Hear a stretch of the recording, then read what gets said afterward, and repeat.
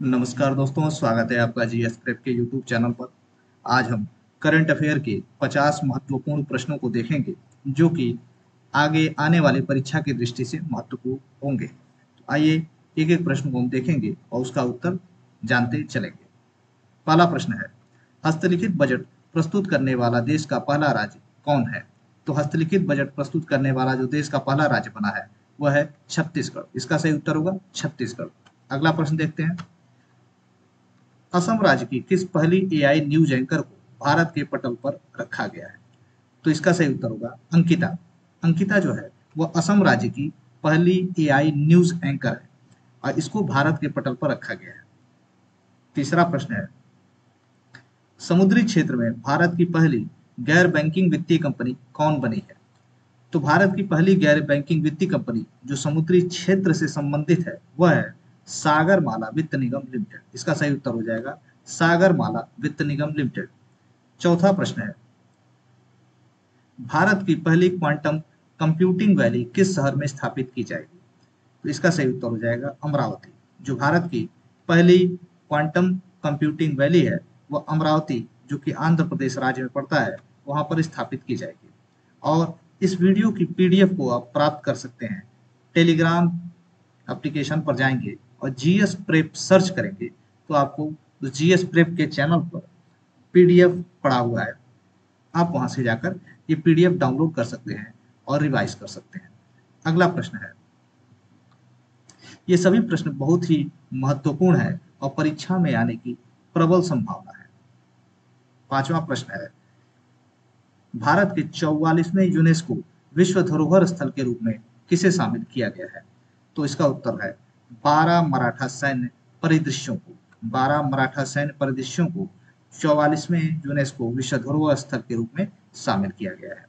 छठवां प्रश्न है, भारतीय मानक ब्यूरो से आईएसओ प्रमाणन प्राप्त करने वाला देश का पहला पुलिस स्टेशन कौन बना है? तो भारतीय मानक ब्यूरो से आईएसओ प्रमाणन प्राप्त करने वाला जो देश का पहला पुलिस स्टेशन है वह है अर्थुनकल पुलिस स्टेशन, जो कि केरल राज्य में पड़ता है। ये सभी प्रश्न विभिन्न विभिन्न पत्रिकाओं से चयन करके यहाँ पे आपको कंपाइल करके दिया जा रहा है। सातवां प्रश्न है, भारत के किस राज्य ने अपने मूल निवासी महिलाओं को सरकारी नौकरियों में 35% आरक्षण देने की घोषणा की है? तो बिहार राज्य ने अपने जो मूल निवासी महिलाएं हैं उनको सरकारी नौकरियों में 35% का आरक्षण देने की घोषणा की है। आठवां प्रश्न देखते हैं, भारत का पहला लकड़ी से निर्मित गुरुद्वारा कहाँ खोला गया है? तो गुरुद्वारा जो है लकड़ी से निर्मित है वह फजिल्का में खोला गया है। फजिल्का जो है पंजाब राज्य में पड़ता है। तो भारत का पहला लकड़ी से निर्मित गुरुद्वारा जो है आपका पंजाब के फजिल्का में खोला गया है। नौवां प्रश्न है, किस राज्य ने सार्वजनिक वितरण प्रणाली में राशन वितरण के लिए आधार आधारित फेस ऑथेंटिकेशन शुरू किया है? इसका उत्तर होगा हिमाचल प्रदेश।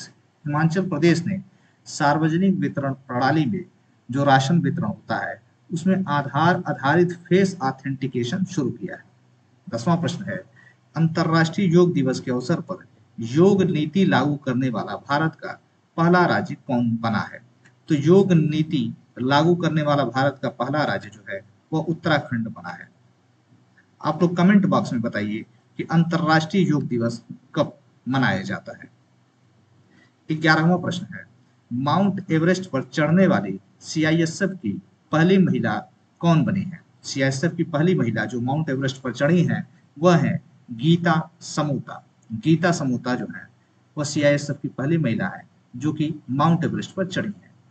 12वां प्रश्न है, लड़ाकू विमानों की नाइट लैंडिंग की सुविधा वाला देश का पहला एक्सप्रेस वे कौन बना है? तो गंगा एक्सप्रेस वे का निर्माण हुआ है। ठीक है, उस पे लड़ाकू विमानों की नाइट लैंडिंग की सुविधा दी गई है। तो इसका उत्तर होगा गंगा एक्सप्रेस वे। 13वां प्रश्न है, देश का पहला अर्ध स्वचालित अंतरराष्ट्रीय बंदरगाह प्रधानमंत्री नरेंद्र मोदी द्वारा कहां समर्पित किया गया है? तो देश का पहला अर्ध स्वचालित अंतरराष्ट्रीय बंदरगाह जो है केरल जो है केरल के विंझीजम में समर्पित किया गया है। अगला प्रश्न है, भारत का पहला एआई संचालित real time forest alert system launch करने वाला कौन सा राज्य पहला है? भारत का पहला एआई संचालित real time forest alert system launch करने वाला राज्य कौन बना है?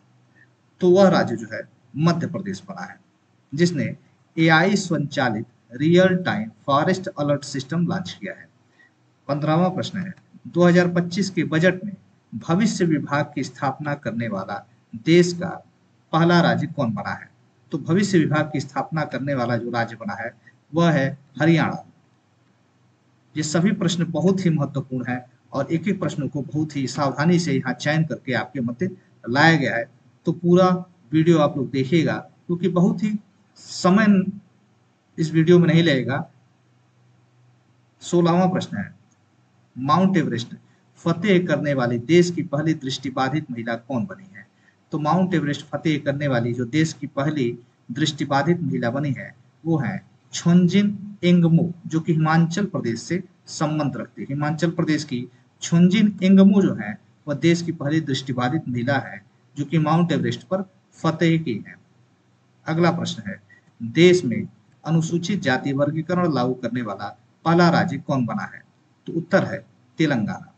देश में अनुसूचित जाति वर्गीकरण लागू करने वाला जो पहला राज्य है वह है तेलंगाना। 18वां प्रश्न है, पूर्ण डिजिटल साक्षरता हासिल करने वाला देश का पहला राज्य कौन बना है? तो पूर्ण डिजिटल साक्षरता हासिल करने वाला जो देश का पहला राज्य बना है वह है केरल। 19वां प्रश्न है, देश का पहला प्रोटोटाइप फास्ट ब्रीडर रिएक्टर कहाँ स्थापित हुआ है? तो देश का पहला प्रोटोटाइप फास्ट ब्रीडर रिएक्टर जो है तमिलनाडु के कलपक्कम में स्थापित किया गया है। 20वां प्रश्न है, देश का पहला एआई स्कूल किस राज्य में लॉन्च किया गया है? तो देश का पहला एआई स्कूल आपका केरल राज्य में लॉन्च किया गया है। 21वां प्रश्न है, देश का पहला स्थायी कलाग्राम कहाँ बनेगा? तो देश का पहला स्थायी कलाग्राम आपका प्रयागराज में बनेगा, जो कि उत्तर प्रदेश में पड़ता है। 22वां प्रश्न है, भारत की पहली अनुवादक की सुविधा से लैस विधानसभा किस राज्य में बनेगी? भारत की पहली अनुवादक से सुविधा से लैस जो विधानसभा है वो उत्तर प्रदेश में बनेगी। यहाँ पे अनुवादक की भी सुविधा अब आपको मिलेगी। 23वां प्रश्न है, किस राज्य में एआई शिक्षा अनुसंधान और नवाचार को आगे बढ़ाने के लिए देश का पहला विश्वविद्यालय कहाँ स्थापित किया जा रहा है? तो देश का पहला एआई संबंधित विश्वविद्यालय जो है आपका वह महाराष्ट्र में स्थापित किया जा रहा है। और अभी एआई से संबंधित एक और प्रश्न ऊपर आप देखे हैं कि पहला एआई स्कूल किस राज्य में लॉन्च किया गया है? तो केरल में। और पहला एआई विश्वविद्यालय कहाँ स्थापित किया जा रहा है? तो महाराष्ट्र में। अगला प्रश्न है, भारत के पहले open air art wall museum का उद्घाटन कहाँ किया गया है? तो यह मौसम भवन नई दिल्ली में किया गया है, open air art wall museum का उद्घाटन। अगला 25वां प्रश्न है, किस शहर को असम की दूसरी राजधानी के रूप में चुना गया है? तो असम की दूसरी राजधानी के रूप में डिब्रूगढ़ को चुना गया है। और आप लोग को ये बताना है कि असम की पहली राजधानी कौन है? तो कमेंट बॉक्स में आप इसका उत्तर आप बताइए। दूसरी राजधानी जो है डिब्रूगढ़ बनी है। 26वां प्रश्न है, 300 करोड़ की लागत से देश का सबसे बड़ा टेक्सटाइल पार्क कहाँ बनेगा? तो 300 करोड़ की लागत से देश का सबसे बड़ा जो टेक्सटाइल पार्क है वह लखनऊ में बनेगा। 27वां प्रश्न है, वैश्विक क्षमता केंद्र नीति लाने वाला देश का पहला राज्य कौन बना है? तो वह राज्य है मध्य प्रदेश। वैश्विक क्षमता केंद्र नीति लाने वाला देश का पहला राज्य बना है मध्य प्रदेश।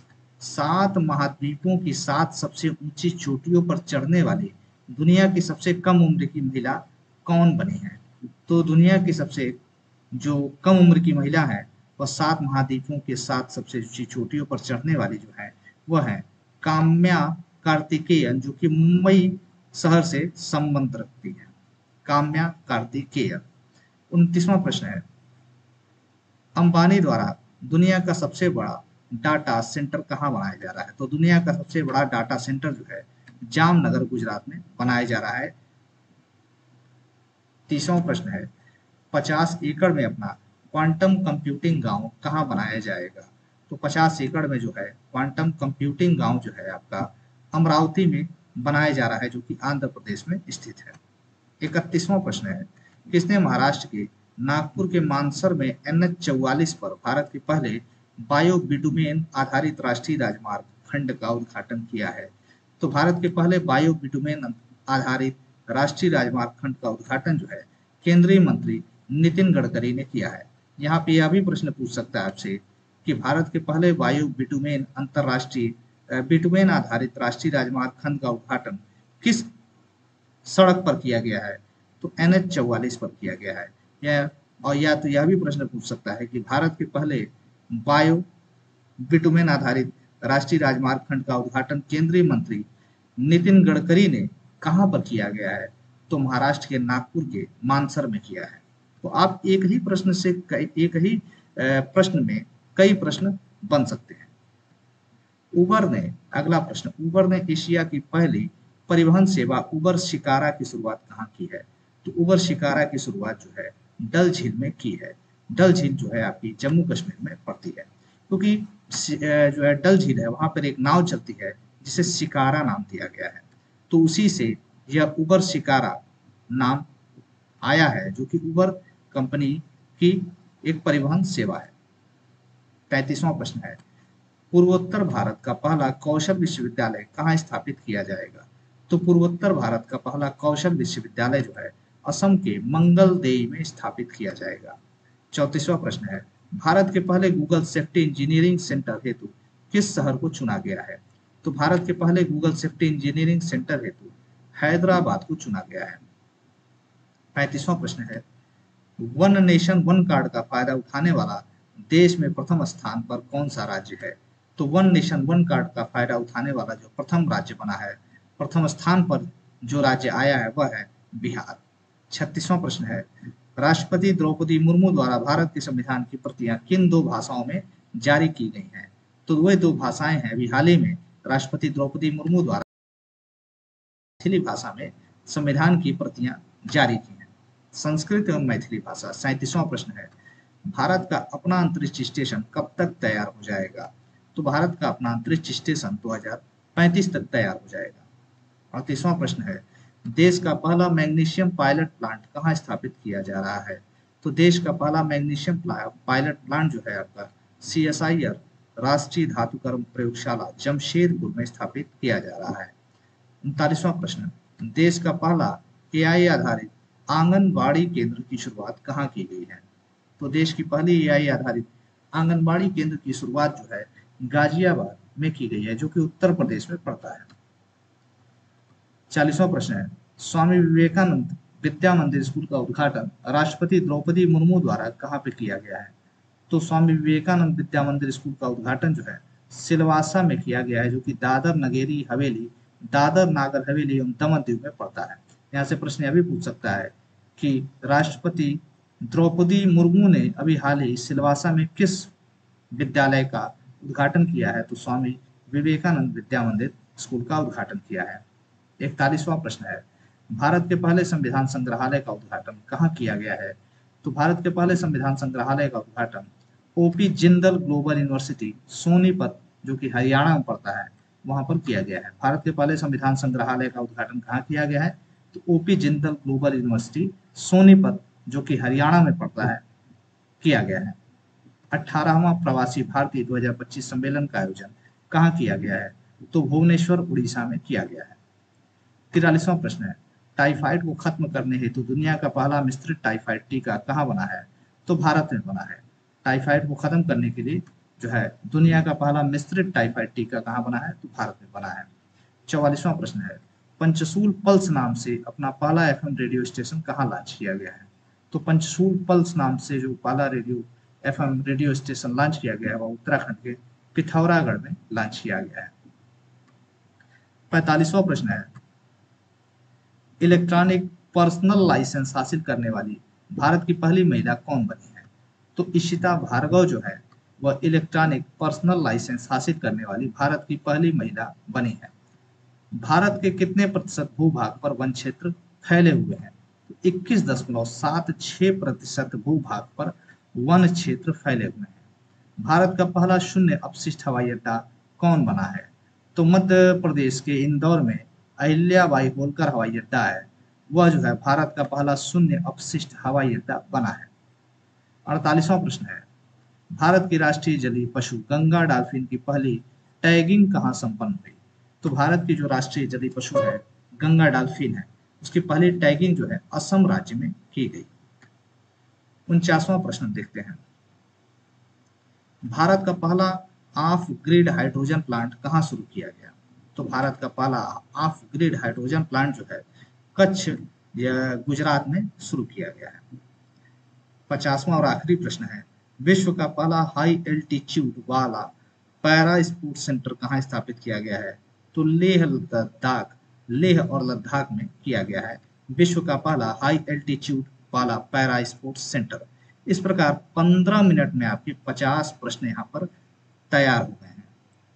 अगर आपको ये वीडियो अच्छी लगी हो तो इसे लाइक कीजिए, शेयर कीजिए और सब्सक्राइब कीजिए और पढ़ते रहिए, ईमानदारी से पढ़िए। धन्यवाद। जय हिंद।